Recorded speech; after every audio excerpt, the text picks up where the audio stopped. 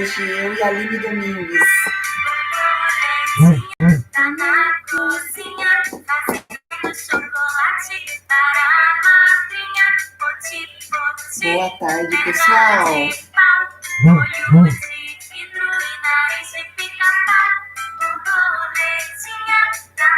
Quem tá aí? Bom, estamos aqui no Facebook. Nós vamos fazer a live pelo Facebook.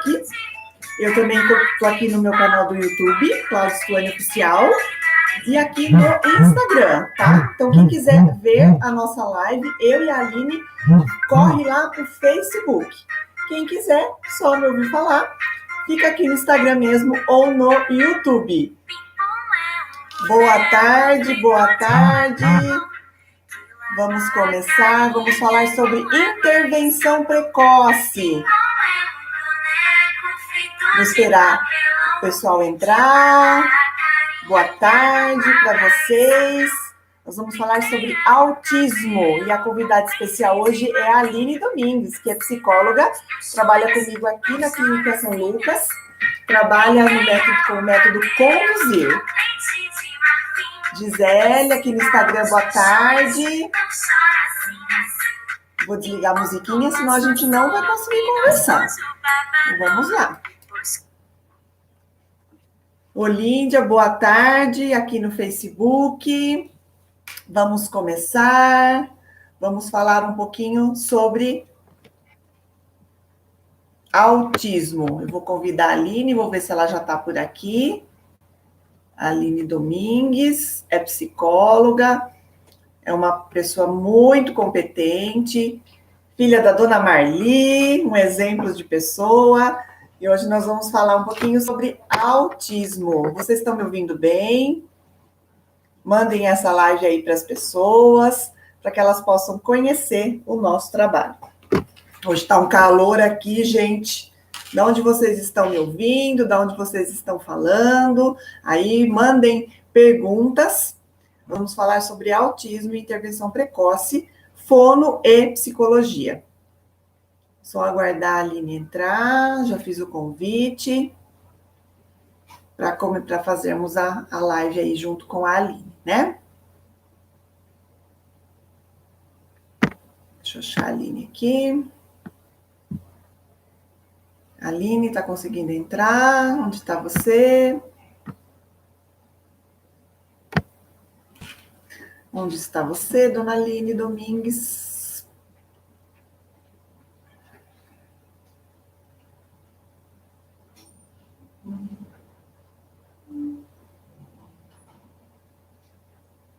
Vamos começar.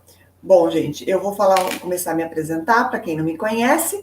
Eu sou Cláudia, sou fonoaudióloga, atuo aqui na cidade de Montemor já faz um tempo, 21 anos, e trabalho com crianças e com adultos. No momento, não estou atendendo tantas crianças pequenas por conta da demanda, por conta da minha agenda, mas eu tenho trabalhado muito com orientação, principalmente orientação de pais, porque nós somos sempre a porta de entrada aí, né, quando o pediatra encaminha uma criança para avaliação, uma criança que não está falando, a fono geralmente é a primeira profissional, é a primeira pessoa que os pais procuram depois do médico. E a gente precisa ter muito preparo para orientar esses pais, porque às vezes essas crianças vêm com um pacote aí, né? Com um pacote de dificuldades, com uma dificuldade para falar, com dificuldades bem importantes, que nós precisamos orientar os pais e principalmente desmistificar e desconstruir, né, esse mito do filho perfeito. Às vezes os pais vêm frustrados, porque as crianças estão passando, né, por algumas dificuldades. Então, tudo isso é muito importante que seja falado e que seja conversado. Deixa eu ver se a Aline está com alguma dificuldade aqui de entrar, gente.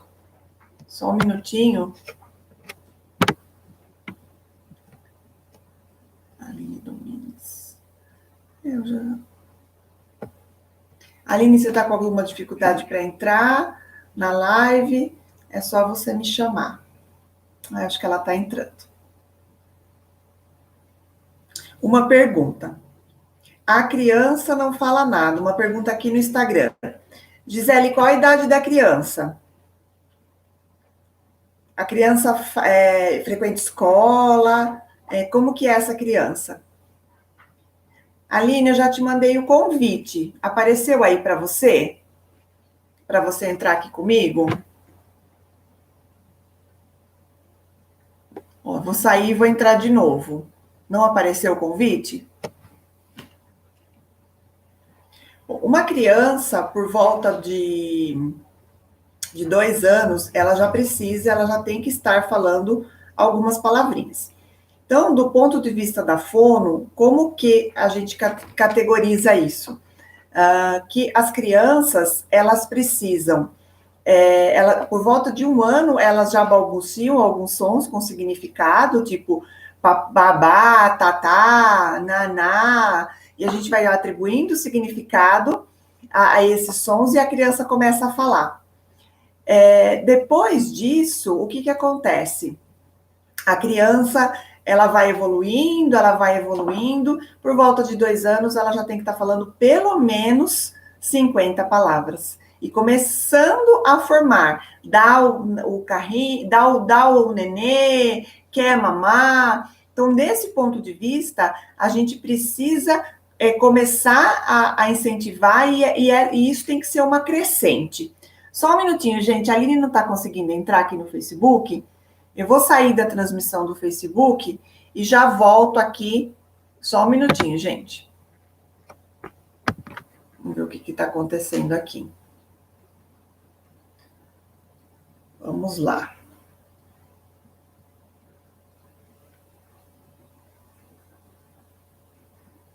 Poxa.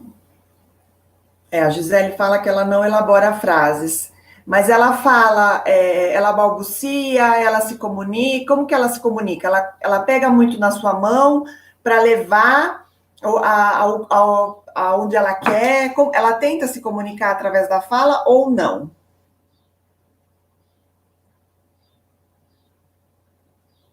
Só um minuto, gente, que eu estou aqui.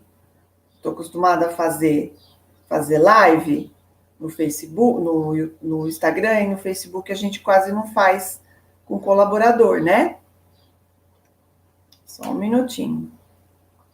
Vamos lá. Deixa eu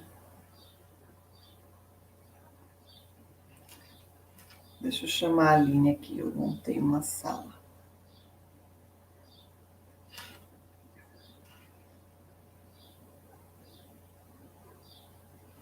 Acho que agora vai.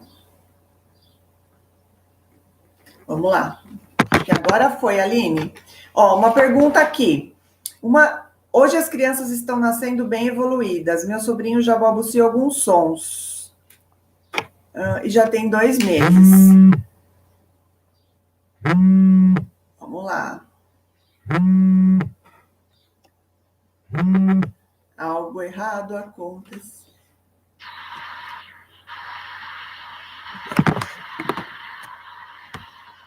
Oi, Aline! Oi, Cláudia. Tudo bem? Tudo bem, você? Tudo bem também, graças a Deus. Estava dando algum probleminha aqui, pera um pouquinho. Não aparecia o convite para você? Não apareceu o convite. E eu tentava clicar no convite para te entrar, mas eu acho que não ia. Várias vezes. Então, vamos lá, que eu tentei entrar aqui também no Instagram, que tinha um pessoal acompanhando no Instagram, e acabou de cair a conexão. Então, vamos lá. Deixa eu sei isso também. Deixa eu só avisar aqui. O pessoal está vendo a gente. Será que as pessoas estão conseguindo ver? Eu acho que eu não sei se eu vou conseguir ver os comentários. Tá. Eu não estou conseguindo ver também os comentários. Pessoal, respondam para a gente se vocês estão conseguindo enxergar a gente aqui no Face. Deixa eu ver. Povo do Instagram, caiu aqui a nossa live, mas estamos voltando. Deixa eu ver se aparece. Então, vamos lá. Vamos começar. Bom, eu já me apresentei, eu gostaria que você se apresentasse. A gente estava falando um pouquinho sobre as questões de linguagem, né? O quanto é difícil para os pais entenderem, né? Se a criança está atrasada, se a criança não está. Então, eu já dei uma introduçãozinha aí. Se você quiser falar um pouquinho do seu trabalho, daí a gente vai conversando. Certo. Então, eu sou psicóloga desde 2015, atendo na Clínica São Lucas junto com a Cláudia desde 2015. E atendo crianças, né, com desenvolvimento atípico, então atendo autismo, deficiência intelectual, desde 2017. E estou atuando nessa área desde 2017. Tenho também a extensão pela Unicamp, neuropsicologia, e atualmente eu curso uma especialização em análise do comportamento.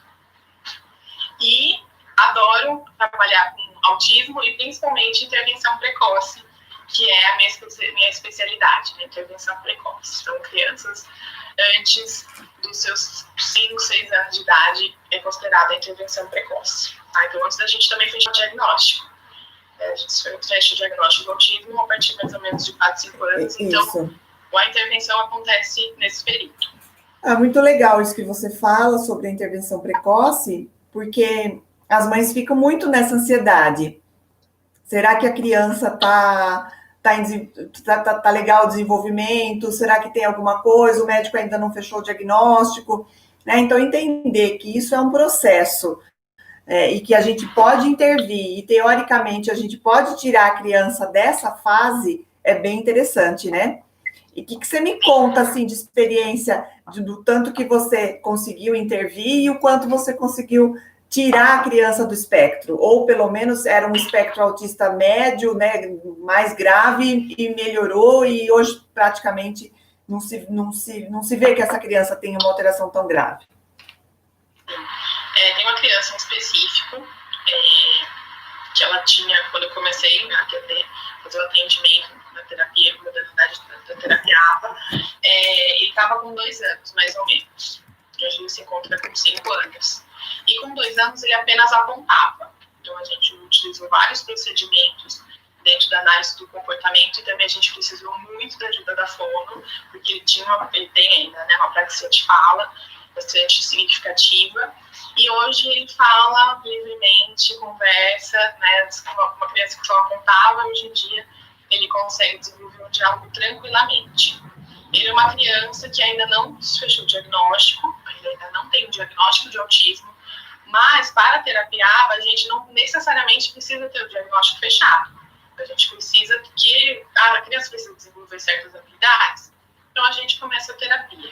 Né? Foi assim que a gente começou, que a gente desenvolveu, ou seja, ele é uma criança da intervenção precoce, né? Que antes de fechar o diagnóstico, a gente conseguiu intervir e talvez nem se feche o diagnóstico de autismo. É claro que ele tem ainda muitos comportamentos e características consideradas autísticas, mas talvez não se feche. Entendi. É para isso que a gente trabalha. E essa criança veio para você por conta muito mais do comportamento ou muito mais da linguagem, ou as duas coisas juntas? As duas coisas juntas, mas principalmente comportamental, porque era uma criança com muito choro, né? Então o tempo todo ele chorava, mas o choro sempre tem um motivo, né? Nunca é um choro só de birra. Né? Então, no caso, nesse caso, ele tinha um motivo específico que era, ele precisava pedir por itens, por pessoas, por ações, e ele não conseguia. Então, o que ele fazia? Ele chorava. Então, nesse caso, a gente interviu comportamentalmente, né? Todos os dias tinha terapia na casa dele, e também todos os dias ele ia para fora. É um padrão bem americano de trabalho, não é, Aline? Bastante. Porque se a gente for pensar a nível de Brasil e até a nível de SUS, a gente não tem essa realidade hoje. Não tem como. Porque o SUS atende uma vez por semana, 50 minutos, né? Isso. O plano de saúde cobre uma sessão por semana, em alguns casos esporádicos, 2. Então, às vezes, a gente vê que os casos eles são mais demorados para a gente ter um prognóstico melhor por conta da falta mesmo, né? Do recurso, dos atendimentos e dos tratamentos. Exato.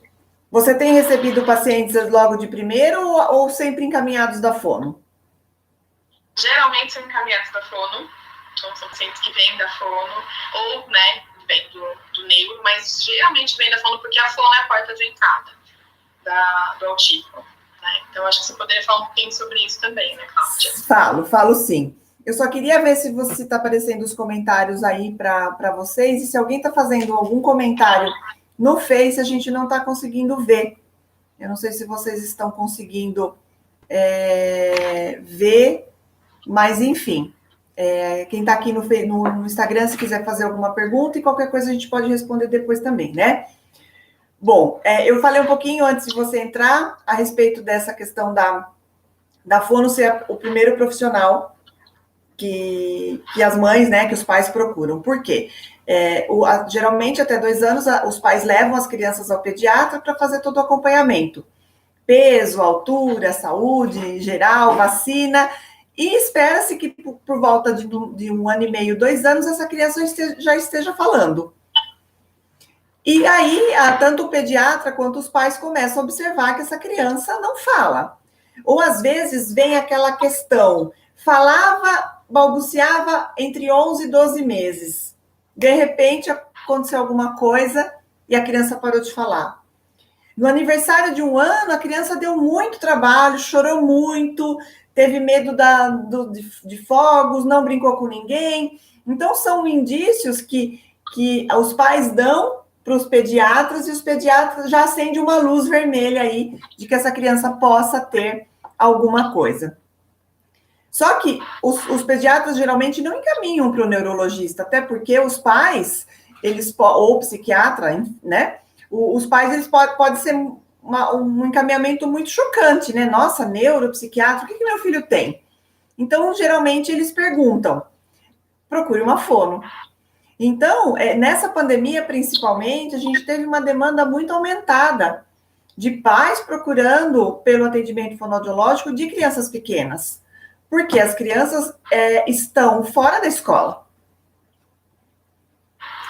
Fora da escola, muito com os pais às vezes cedem muito a questão das birras, e o atraso de fala foi algo que fez isso aqui, ó.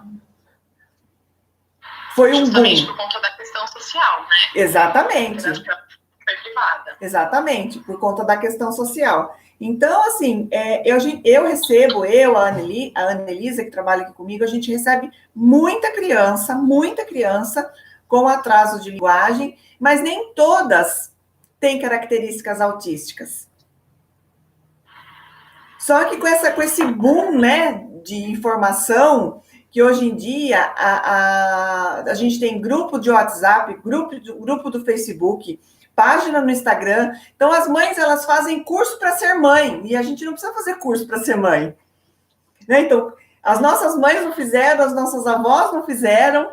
Então, eu acho que, às vezes, precisa ser um pouco mais leve essa questão da maternidade. Então, quando o pediatra fala, olha, seu filho está aí atrasado, procure uma fono, elas já entram em 30 grupos de WhatsApp, em 25 grupos de Facebook sobre autismo, e vem com uma enxurrada de informação. E nem sempre é.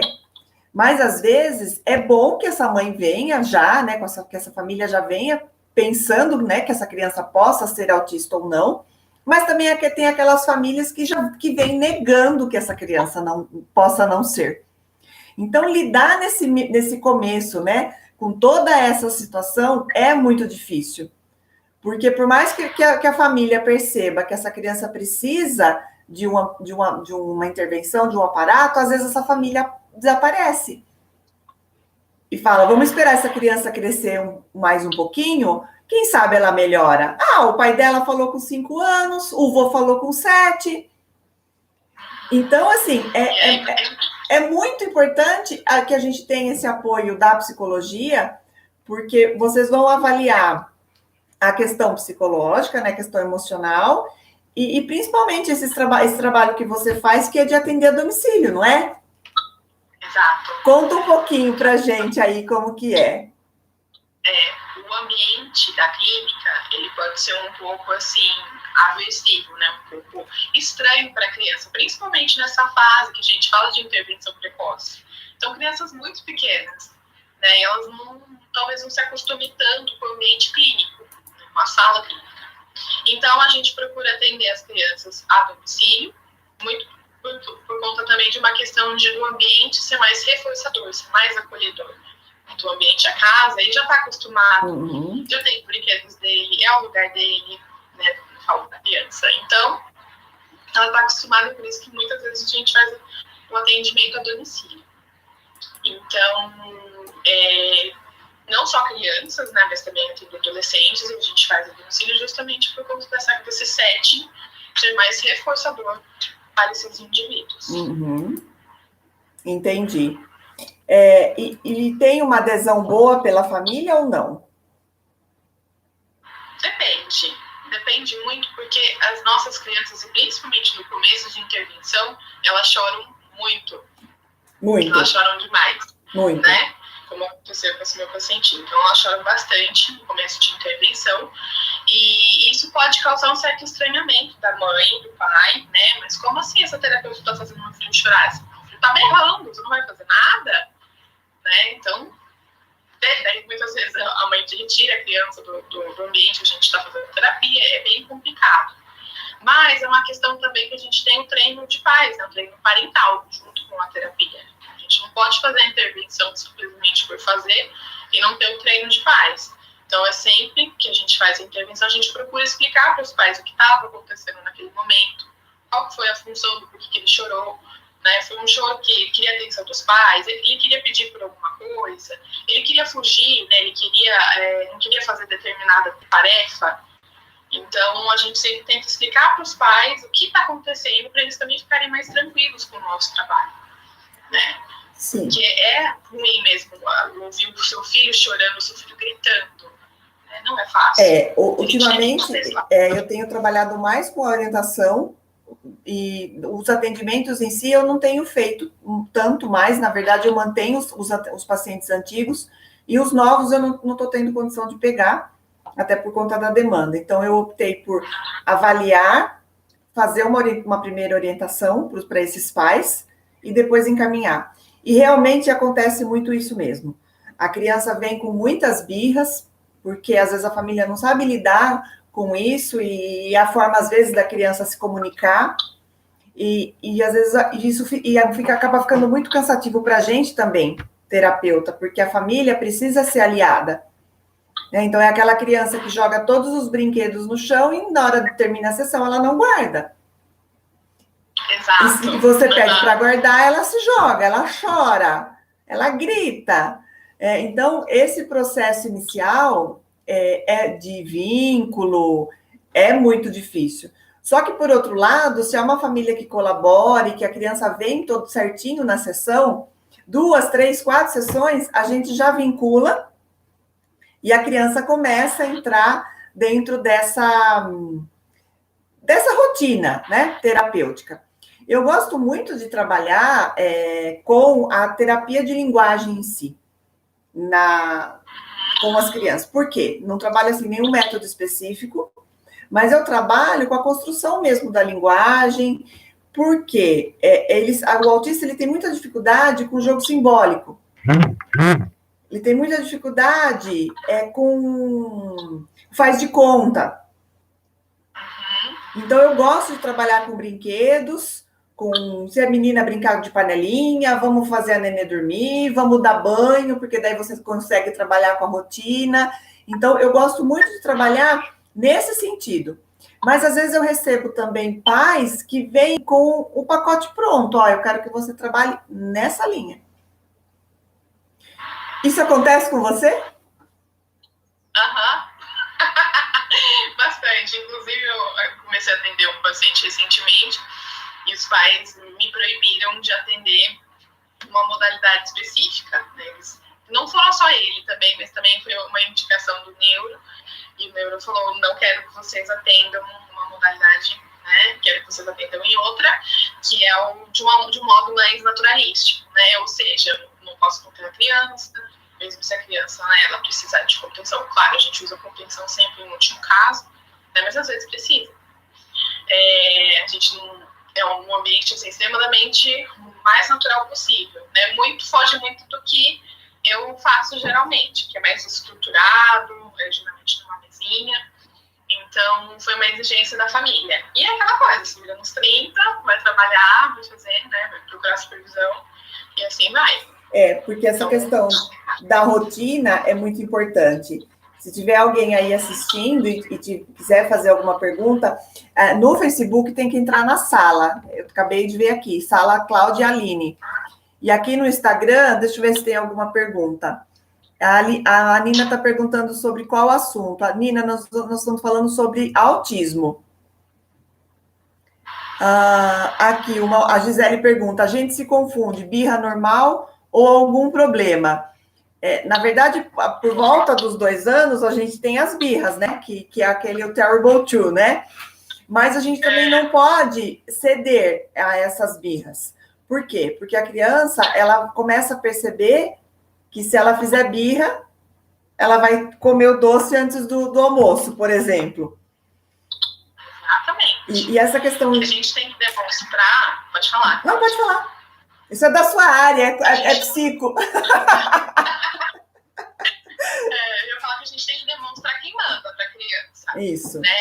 Eu estou vendo muita criança controlar os pais, não só os pais, quanto os cuidadores, o babá, vó, então nem se fale, mas é uma questão que, assim, a criança tem que saber quem manda, né? Existe uma hierarquia dentro da casa, é o adulto quem manda, é o adulto que está ali.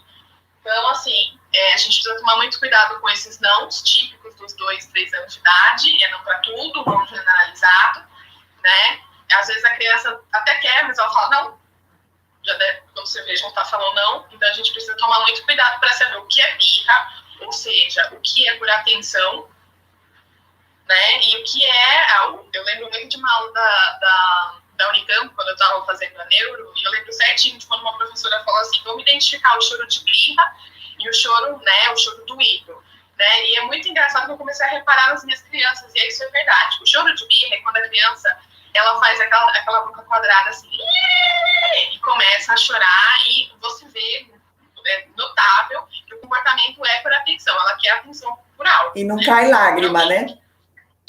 Não sai nem lágrimas direito. E o choro doído, a criança, ela nem abre a boca. Se for parar, se você ver a fisionomia, ela nem abre, ela chora naquele choro do tipo. Né? Então, só pra gente notar também qual é o choro de birra, né? Pra gente identificar qual é o choro de birra, qual que é o choro, né, que realmente a criança precisa de alguma coisa, ela tá precisando de alguém. Né? Então, pra gente ficar esperto com birra, gente. Porque a criança tem que saber quem está no controle, e não é a criança que está no controle. Os adultos que cuidam. Isso é fundamental, porque para um processo terapêutico dar certo, tem que ter todo um preparo. Então, a criança precisa saber que aquele dia ela tenha fono. Então, assim, não é tirar a criança da cama e pôr no carro e trazer. A criança vai entrar chorando. Eu já cheguei a atender criança que a criança tirou o tênis e jogou na minha cabeça. Porque, assim, é tudo muito atropelado. Então, e precisa ter uma rotina de acordar essa criança um pouco mais cedo, dar alguma coisa para essa criança comer, porque às vezes a criança não rende na terapia porque ela está com fome ou ela está com sono. Estabelece, até mesmo o setting terapêutico, se a gente muda algum móvel de lugar, a criança autista se desorganiza completamente. Hoje eu não vou atender nessa sala, eu vou atender na outra. A criança dá um trabalho absurdo, porque ela está acostumada com aquela sala, com aquele brinquedo. Então, a gente precisa ter muito esse jogo de cintura, principalmente na hora da orientação dos pais, e de mostrar para eles que precisa estabelecer uma rotina. Exato, e a rotina é muito importante para o autista, muito. A gente tem um procedimento que a gente faz na terapia que chama rotina visual. Como o autista, exatamente essa questão que você falou do simbólico, né? Então, pra gente, ele, abstração e tudo mais, ele não consegue abstrair, por exemplo, então assim, olha, filhinho, 9 horas da manhã você tem fono com a Cláudia. O que é 9 horas da manhã? O que é fono? Né? Então, a gente monta uma rotina com fotos das atividades que a criança vai fazer durante o dia, ou pode ser rotina visual também na escola, né? Então, as atividades que a criança vai fazer. Então, agora a gente vai fazer atividade de matemática, depois, em seguida, vem a hora da brincadeira, depois vem o recreio, depois vem o parquinho. Então, montar para a criança saber o que ela vai fazer. Eu gosto muito de falar para os pais que com todas as crianças, não só as atípicas, mas as típicas também. A gente tem que antecipar para a nossa criança o que a gente vai fazer. Sim. Olha, filho, agora a gente vai tomar banho. Agora a gente vai comer. Agora a gente vai para tal lugar. Se a criança consegue entender dessa forma, ok. Senão a gente também usa a rotina visual para a criança entender.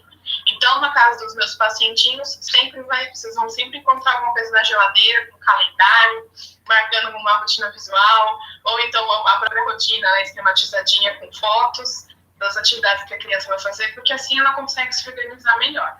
É a forma como a gente consegue fazer com que isso siga a rotina. Exatamente. Essa questão visual é muito importante. Eu lembro meu filho, por volta de 4 anos, o que ele não fez de birra com 2, ele começou a fazer com 4. E assim, era muito engraçado, mas aí eu precisava conter as coisas que ele falava, eu não podia rir. Então, o que eu fiz? Eu fiz um calendário de segunda a sexta, colei na geladeira, ele sabia os dias da semana, e cada coisa errada que ele fazia, eu ia lá e desenhava uma carinha com a boca para baixo, assim, uma carinha feia. E se ele comesse toda a comida, se ele ficasse bonzinho, eu fazia uma carinha feliz. Então, ele passava na geladeira e ele olhava e ele contava. Mamãe, ele falava assim, ganhei carinha feliz? Hoje você ganhou. Ele falava, ganhei carinha triste, né? Daí, no final de semana, se tivesse, vamos supor, 2 ou 3 carinhas tristes, alguma coisa ia acontecer. Tipo, ele não ia na casa da avó, que ele gostava. Enfim, sempre tinha um prêmio ali. E esses dias mesmo ele estava falando, nossa, mãe, você lembra da época das carinhas? Como eu era tonto. Não era tonto, né? Mas funcionava. Porque ele passava e ele contava, né? Isso era tipo um termômetro para o comportamento dele. Então, às vezes, adotar algumas questões super simples para a criança ajuda muito. Essa questão de antecipar para a criança entender o que vai acontecer melhora também muitas questões de ansiedade. Porque ela não fica com aquela coisa esperando o que vai acontecer e não acontece, ou você conta tudo muito antes e a criança não tem noção de tempo e ela sofre, porque nunca chega, não é? E às vezes você conta uma mentira para a criança que vai num lugar, de repente você chega num outro lugar, então a gente precisa tomar muito cuidado como agir. Às vezes eu recebo crianças aqui que já chega chorando na hora que olha para mim, porque vem com aquele estigma, se você não obedecer, ela vai te dar injeção.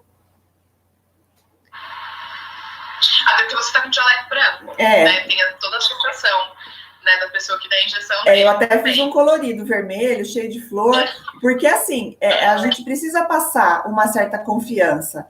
A Nina pergunta aqui, preciso fazer isso com os meninos. E ela fala também, pergunta sobre o acesso às terapias, né? Como que é esse trabalho que você faz, Aline, no conduzir, como que funciona? Conta um pouquinho aqui.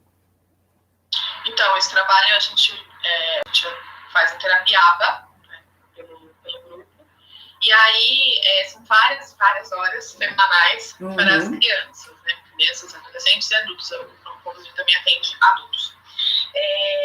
Então, muitas pessoas, elas chegam lá para o conduzir através de um plano de saúde, né? Então, geralmente, os pais tentam fazer um acordo com o plano de saúde, né? Mas geralmente tem que entrar na justiça para pedir aumento de horas e tudo mais. Mas é feito dessa maneira. A nossa terapia, que a gente faz a terapia ABA, e geralmente são 20 horas semanais para mais, né? Até 40 e até mais. Por quê? De tantas horas semanais, né? A gente acredita que esses indivíduos atípicos, eles eles precisam de muitas horas justamente para a questão da memorização, para a questão de integrar, né, também o conteúdo, porque se a gente só faz um dia, né, acaba esquecendo o próximo dia. Então, a gente precisa de vários dias justamente para a intervenção ser eficaz. Que daí, quanto mais dias a gente faz, mais o cérebro da criança vai integrando, né, as informações. Se a gente partir do princípio que tudo que a gente treina, a gente fica bom, não é? Primeira vez que você vai para São Paulo, você se perde. A segunda, você se perde menos. Eu vou me perder sempre, porque eu tenho um problema espacial. Com o Waze, com o Google Maps. Precisa treinar mais, Cláudia. Oi? Precisa treinar mais. Então, Mas, assim, tudo que a gente treina, a gente vai ser boa. Né? Então, eu penso muito nessa questão também. Que quando a criança tem acesso a mais vezes por semana, eu acho que ajuda muito. Quando a criança o convênio não libera, tipo, 2 vezes por semana a fono, eu encaminho para TO e para psico. Por quê? Lógico que cada profissional vai fazer o seu trabalho dentro da sua área. Mas a TO e a psicóloga, elas vão conversar com essa criança o tempo todo. E vai ser uma forma de estimular essa fala. Tanto que eu lembro que quando eu trabalhava na APAE, que a gente fazia muita reunião de equipe, a gente nunca sabia direito quem que tinha melhorado aquela criança. Porque é a equipe. Não tem como. Exato, e a criança atípica, no caso autista, enfim, ela precisa de uma equipe multidisciplinar. Sim. Precisa. Então a gente tem que entrar todo mundo junto. Fono, TO, psicóloga, às vezes até uma psicomotricista. Sim. Uma psicopedagoga, Isso. muitas vezes está em fase escolar. Sim. Já, né? Então é uma equipe toda, fora os médicos, né? O pediatra, o psiquiatra que faz, né, o diagnóstico também acompanha. Porque muitas vezes a criança precisa de medicação também. Sim. Né? Uma questão muitas vezes medicamentosa. Mas a gente tem que criar uma equipe. Eu falo que é a nossa rede de apoio, né? Além de ser uma equipe multidisciplinar, também uma rede de apoio. Sim. Né? Para os pais também. E esse trabalho que você faz só a domicílio ou você também está fazendo aqui no consultório, pelo conduzir? Faço em clínica também. Pelo conduzir não, mas particularmente em clínica também faço. Esse atendimento. Ai, muito bom. E você atende crianças a partir de qual idade? A partir dos 2 aninhos de idade. Já faço a avaliação com 2 aninhos e aí a gente já começa a intervir. Posso pegar crianças mais novas? Até posso, mas não é minha preferência. Minha preferência é começar com os 2 anos. Isso é... Que ainda é considerada a intervenção. Isso é muito bom, porque a demanda de criança de 2 anos, não tanto, mas assim, eu recebo muita criança tipo de 2 anos e 7. É como se fosse um marco. A mãe espera fazer o aniversário de 1 ano, espera fazer 2, espera mais um pouquinho, vou pôr na escola ali com 2 e 3, dá 6 meses de escola, a criança tem a primeira reunião, vem uma reclamação, a criança não brinca direito com um amiguinho, se isola. Então, assim, eu atendo muitas crianças dessa faixa etária, 2 e 7, 2 e 8, 2 e 9... Mas, assim, causa assim, até um pouco de estranheza, porque quando eu me formei, eu sou das antigas, das dinossauras, não tinha tanta criança com o espectro autista. O que a gente pegava muito era muito atraso mesmo de linguagem, por falta de estímulo. E hoje a gente vê que as crianças, elas têm excesso de estímulo. Uhum. Elas vão em todos os... não só o fono, o psicólogo, mas música, esporte, ação, e aí vai. Exatamente. É uma hiperestimulação. Mas o que a gente vê também é que esses estímulos, eles não são humanos. E que nada substitui a interação social e a relação que, de repente, os nossos pais, os nossos avós tinham brincando com os irmãos. Sim. Exato. Até queria falar uma coisa sobre isso também, sobre a questão de irmãos, daí da importância de ter irmãos ou crianças perto da família mesmo. Eu acredito muito na questão do dividir, né? Não só das crianças atípicas, mas como também crianças típicas, né? Ou seja, crianças que não apresentam nenhum transtorno do neurodesenvolvimento, autismo, TDAH, enfim. É muito importante as nossas crianças saberem dividir. Esses dias eu estava apresentando uma cartinha para uma criança na clínica. Na clínica São Lucas. Era uma menina e um menino assistindo TV. E aí ela me falou assim, ó, eu nunca vi essa cena na minha vida. Falei, é verdade, né? Não existe mais isso. Hoje é tudo muito individualizado. O celular, cada um tem o seu. Televisão, cada um tem o seu. Tablet, iPad, cada um tem o seu. Então, hoje a gente não precisa mais saber dividir. Só que aí chega, né, numa idade mais adolescente, fase adulta, aí a pessoa acaba tendo dificuldade, né, em aprender a dividir, aprender a saber esperar a sua hora, principalmente. Exatamente. É mais complicado. Então, a gente precisa aprender, a gente precisa ensinar as nossas crianças a saberem dividir. Nesse mundo tão individualista. Né? Porque isso é uma habilidade que ainda falta. Exatamente. Esse resgate é muito importante. Você é muito mais nova do que eu, mas eu sou da época que tinha uma televisão só na sala. Na hora do Jornal Nacional, a gente não podia abrir a boca. Daí, na hora do tal do reclame, né, que é a propaganda, a gente começava a falar. Daí voltava o jornal, todo mundo ficava quieto de novo. A gente tinha 3 canais só e a gente era feliz. Então, eu acho que resgatar um pouco essa questão da hierarquia, não perguntar para o filho o que ele quer comer, de vez em quando você até pode perguntar, mas ele vai comer o que todo mundo come. Ele não tem que comer diferente do que o restante da família se alimenta. A questão de horário, né? Então, assim, não que a sua casa precisa ser um quartel, mas precisa... A questão da rotina é muito importante. A Nina pergunta aqui, ó, sobre hiperatividade. Gostaria de uma dica rápida, se possível. Para crianças, que depende da faixa etária, né? Depende da faixa etária. Tá, mas eu vou dar alguns exemplos, né? Um exemplo bem geral. Criança hiperativa, a gente coloca no esporte. Esporte é extremamente importante para criança hiperativa. Não tem mais, a gente tem que canalizar, né? Então a gente canaliza através do esporte. Mas esse tempo de quarentena é difícil. Faz um esporte dentro da casa, tem um espacinho. Eu tô no apartamento, é pequenininho, mas dá para fazer uma atividade física, né? Balançar, fazer alguma atividade com bola, que seja, né, de um para o outro, se tiver mão, né? Uma coisa assim, bem rápida, gente, bem assim, dinâmica também. Esporte é para canalizar essa questão da hiperatividade. Tá? Tem outras questões? Tem. A gente trabalha com hiperativo dentro dessa terapia, né? Como eu falei, da terapia ABA.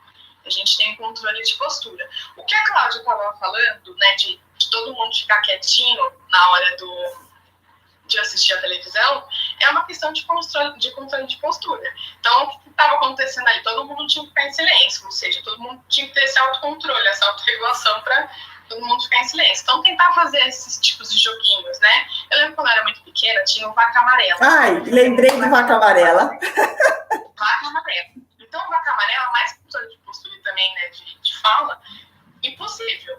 Então, assim, fazer esse tipo de brincadeira, fazer o que mais conseguir fazer de atividade física, caminhar na rua, né, se a gente conseguir caminhar com máscara, sem tanta aglomeração, sem tanta multidão nesse momento.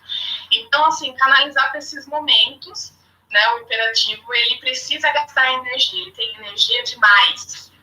Então, a gente não pode ficar assim, fica quieto, não sei o quê. Ele não vai ficar, ele não vai seguir essa nossa orientação. Então, a gente canaliza para isso, para essas brincadeiras e também para atividade física. Certo, respondeu sua pergunta, Nina. Deixa eu ver se tem mais alguma pergunta aqui. Tem mais alguma coisa que você gostaria de falar, Aline? O escopo da live, né? Só queria deixar assim, certo de que sempre que souber, né, ou então imaginar que a criança é autista, sempre procurar um neuropediatra. Isso. Então, assim, sempre vem para você, principalmente para fono, né? Às vezes também para mim. Mas procure um neuropediatra antes, verifique se não é uma questão também fisiológica, pode ser também uma questão fisiológica importante, de um comprometimento neurológico. Então, eu sempre peço para os pais procurarem, né, o neuro, para depois a gente começar as avaliações.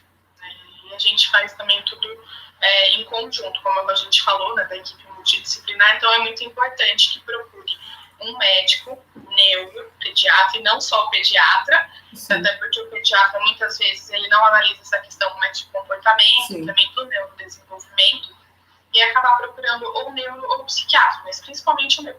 É interessante você falar isso, porque essa questão do neuro, de descartar mesmo outros problemas. Uhum. Porque nós sabemos também que tem a questão das comorbidades. Sim, exato. Quer falar um pouquinho das comorbidades, rapidinho? Pode ter alguma alteração, né? Até a questão, assim, de epilepsia, né? Também tem uma questão... Gente, pode ser até um AVC, enfim, né? Tem muita criança com AVC. Eu lembro quando eu estava no nosso médico, né? Muitas crianças. Então, assim, de epilepsia, a gente acha que epilepsia é a criança cair no chão, se debater, não é. Muitas vezes é uma ausência. Então, a gente precisa tomar muito cuidado, principalmente nesses primeiros anos de vida, e a gente avaliar e observar sempre em todas quais são os comportamentos que a criança apresenta. Sim. E para a gente descartar. Porque pode ter, o autismo ele pode ser comorbidade de outras doenças. Sim. Né?